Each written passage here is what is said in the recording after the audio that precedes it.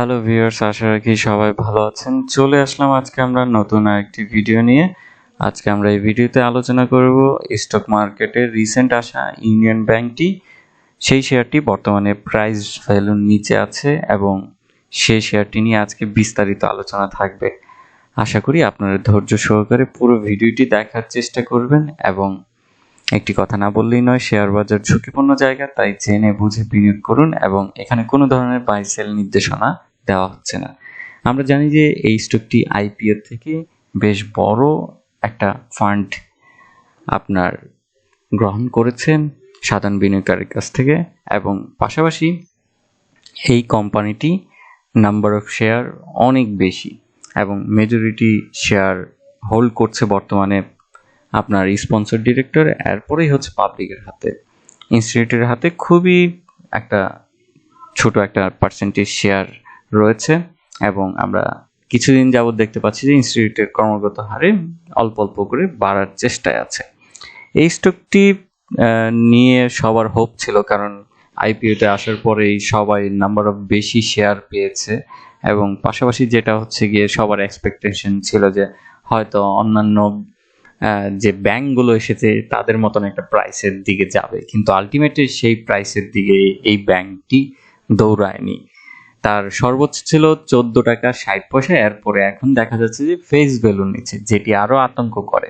এই আতঙ্কর পিছনে আরো বেশ কিছু কারণ রয়েছে।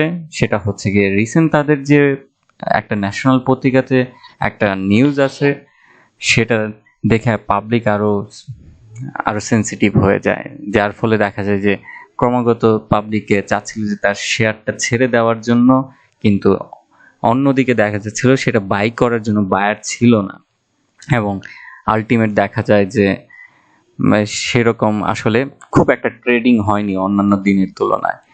তবে রিসেন্ট যেটা ঈদের আগে আমরা লাস্ট কার্য দিবসে দেখতে পাই যে তাদের প্রচুর পরিমাণে একটা ট্রেড ভলিউম হয়। সেটা হয়েছিল যে তাদের অথরাইজ ক্যাপিটালটা বৃদ্ধি করেছে, কারণ তাদের স্টক ডিভিডেন্ড দেওয়ার জন্য অবশ্যই অথরাইজ ক্যাপিটালটা বৃদ্ধি হতে হবে। তো বাংলাদেশ ব্যাংক সেটাই অ্যাপ্রুভ করেছে এবং তাদের এজিএমেও সেটাই অ্যাপ্রুভ হয়েছে।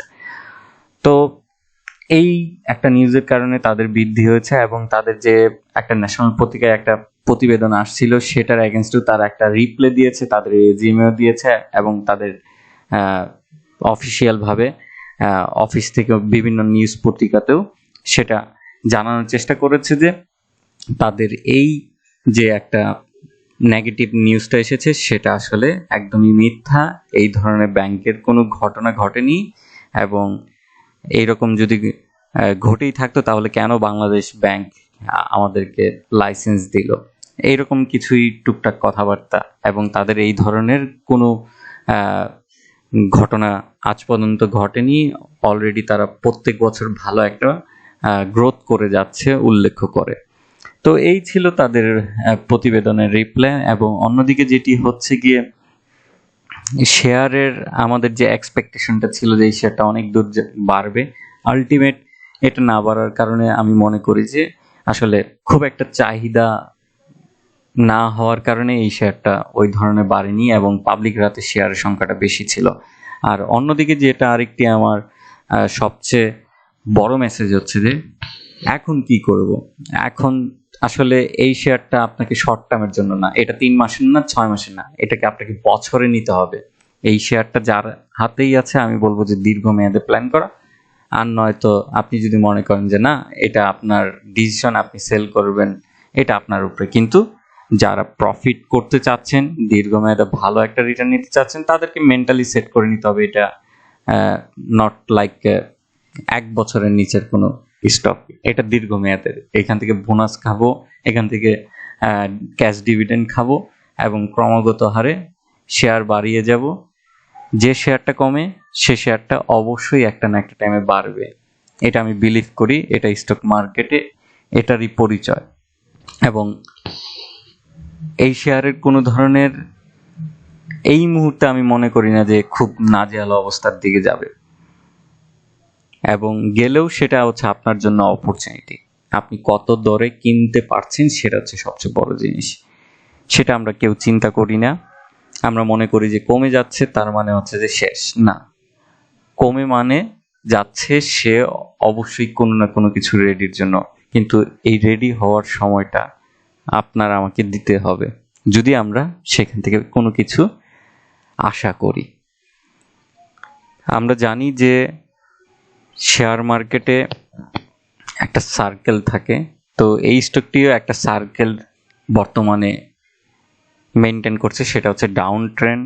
এটা থেকে কবে উত্তোলিত হবে সেটার জন্য বুক করার জন্য আপনাকে অবশ্যই সময় দিতে হবে। এবং আরেকটা বিষয় আমি বলে রাখি যে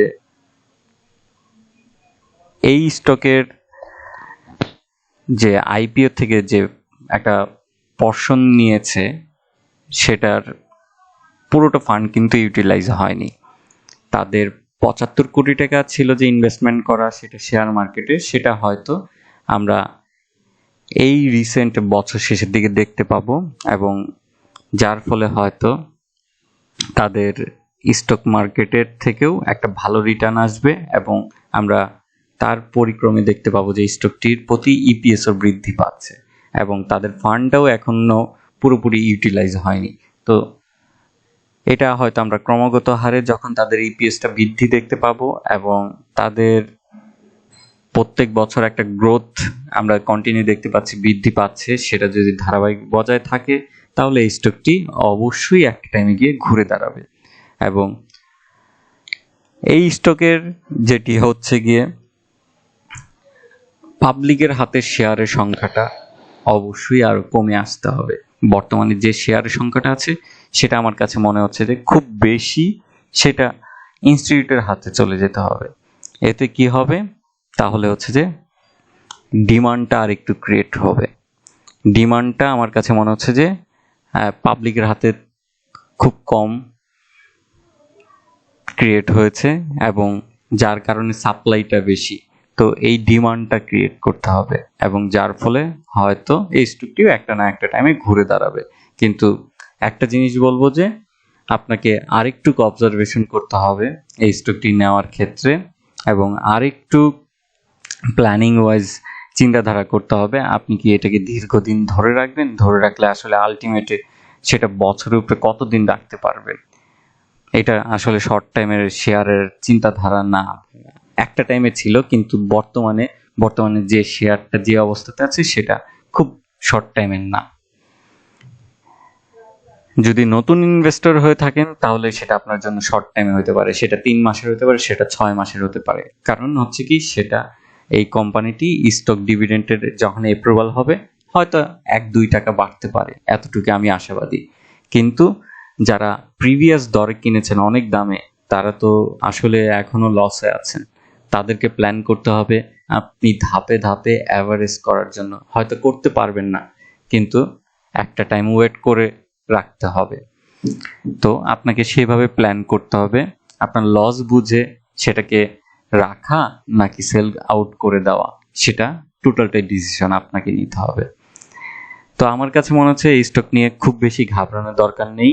কারণ প্রথমত হচ্ছে যে তারা যদি আসলে খুব বাজে অবস্থানে থাকতো তাহলে এরকম রিপ্লে দিত না যে এটার এগেনস্টে। তারা রিপ্লে দিয়েছে, এবং এখানে আমার কাছে মনে হচ্ছে বড় একটা ধরনের চক্র আছে, যেটা হচ্ছে যে আমরা হয়তো ধরতে পারছি না, কিংবা আমরা ধরলেও সেটা পরিপূর্ণভাবে এক্স্যাক্টলি এইটার কারণেই নাকি কি কারণ সেটা বলা অনেক বড় কঠিন।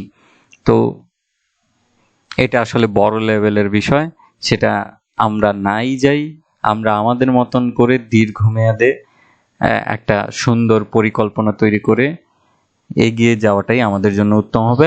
আর নয়তো হয়তো কম লসে আছেন যারা, তারা হয়তো সেল আউটও করতে পারেন, এটা ডিপেন্ডটা আপনাদের উপরে। তো এই ছিল এই শেয়ার নিয়ে। আশা করি ভবিষ্যতে তাদের দীর্ঘমেয়াদে ভালো অবস্থান ধরে রাখুক, এবং আগামীতে তাদের যে স্টকটি রয়েছে সেটা নিয়ে পরিষ্কার আরো আলোচনা করা হোক যে আসলে কেন এই ধরনের নিউজ হচ্ছে, কেনই বা সাধারণ বিনিয়োগকারীকে এই ধরনের হয়রানি করা হচ্ছে। এটা আসলে কোনোভাবেই উচিত না। এতে পত্র পত্রিকারও আরেকবার চিন্তাধারা করাটা উচিত, কারণ এখানে অনেক মানুষের কষ্টের টাকা জড়িত থাকে। তো এই ধরনের আতঙ্ক যেন ছড়ানোর আগে অবশ্যই তারা যেন প্রকাশ করার আগে একটু যাতে হোল্ডটা করে।